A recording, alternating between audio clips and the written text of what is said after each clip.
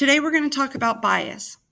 Bias is when the author's perspective is so strongly for or against something that the information in the source is unbalanced, meaning that both sides are not represented equally. Bias isn't necessarily a bad or negative aspect. It simply means that the author is taking a certain perspective about the topic.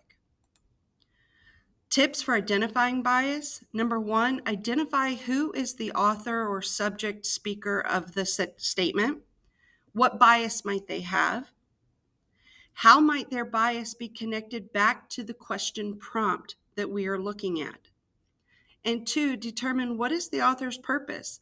Will they make money or gain something from the information they are telling you? Let's use these tips and look at a practice test question. Okay. Jay is writing a research paper. Read his research question. Research question: is eating breakfast good for our health? Which of Jay's sources is most likely to have a strong bias? Okay, answer choice A, a study by researchers who measured the impact of breakfast on blood sugar levels. So our first tip was to identify the subject, the author, the speaker, and that would be the researchers. What bias might they have?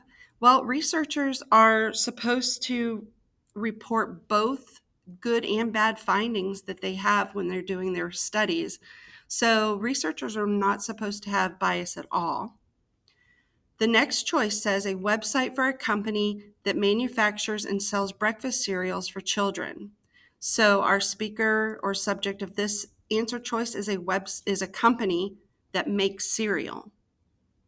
So we know that the company is going to have a bias to where they think breakfast is good for people to have because they want to sell their product. So their bias might connect back, and they might be biased that, oh yes, breakfast is great for your health, buy cereal, buy cereal. So that might be a good answer choice. But let's look at our last two. A magazine article titled How Eating Breakfast Affects Your Overall Diet. So a magazine is our subject here. They are not trying to sell anything. They are presenting an article that they have posted. I don't know that they would have too much bias against breakfast being good for you or not. And then a webpage by the American Association for Healthy Families called Breakfast.